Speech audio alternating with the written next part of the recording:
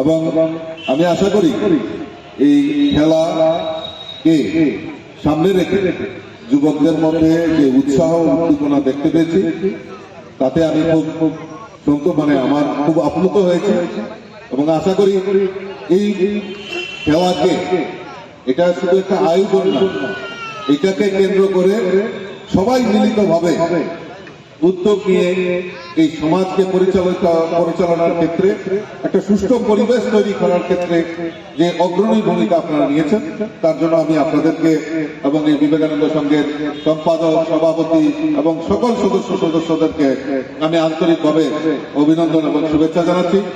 আশা করি আমরা যেদিন আমরা ফাইনাল ম্যাচে গিয়ে আমরা তার পরিসমাপ্তি করব, আরো এর থেকে বেশি ইনোভেটিভ কিছু করা যায় কিনা আপনারা দেখবেন, কারণ আমিও আপনাদের পেছনে রয়েছে, আপনাদেরকে সহযোগিতা করব। তো কথা না বাড়িয়ে আমি আবারও সবাইকে অনেক অনেক শুভেচ্ছা জানাচ্ছি এবং এই কয়দিন আমরা সবাই মিলিতভাবে আনন্দ উৎসব করব। আমরা যাতে পরিবেশ নষ্ট না হয় তার দিকে আমাদের সবার দৃষ্টি আকর্ষণ রাখতে হবে, সবার নজরে রাখতে হবে। আমার আলোচনা শেষ করে আমি বলবো খেলা পরিচালনার ক্ষেত্রে অনেকটা টাইম হয়ে গেছে, সবাই আমরা মিলিতভাবে আনন্দ উপভোগ করবো। আমার আরো কয়েকটি প্রোগ্রাম আছে, আমি মাননীয় উদ্বোধক আমার দাদা রাজীব দত্তের অনুমতি নিয়ে আমি দু একটি কথা বলে আমি চলে যাব। আমি অঞ্জনা দিকে কথা দিয়েছি 3 দিন থেকে অনুষ্ঠানের শেষ দিনে আমি অনেকক্ষণ থাকবো, আলোচনা রাখবো জিজ্ঞাসা। আর রাজীবদা যেহেতু আছেন, রাজীবদা যখন থাকেন যে প্রোগ্রামে আমার নিজেরও ভালো লাগে। তো যাই হোক, আমি বলবো যে এই ধরনের টুর্নামেন্ট বিভিন্ন জায়গায় আমাদের রাজ্যে আমাদের শহরে অনুষ্ঠিত হচ্ছে।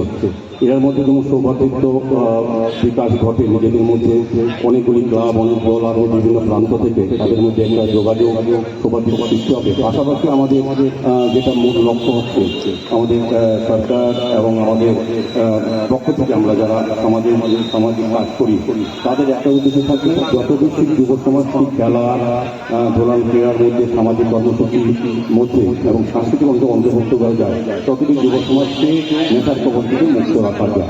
আমাদের রাজ্যে, আমাদের শহরে নেশা একটা বিশেষ জায়গা করে নিয়েছে। কাজে নেশা থেকে মুক্ত করার জন্য ক্রীড়াঙ্গন সবচেয়ে বড় জায়গা। তো আমি বলবো প্রত্যেকটা বিবেকানন্দ সংঘ যারা রাজ্যের অনুপ্রেরণায় নিদানি হয়েছে, এটা খুব ভালো কাজ করছে।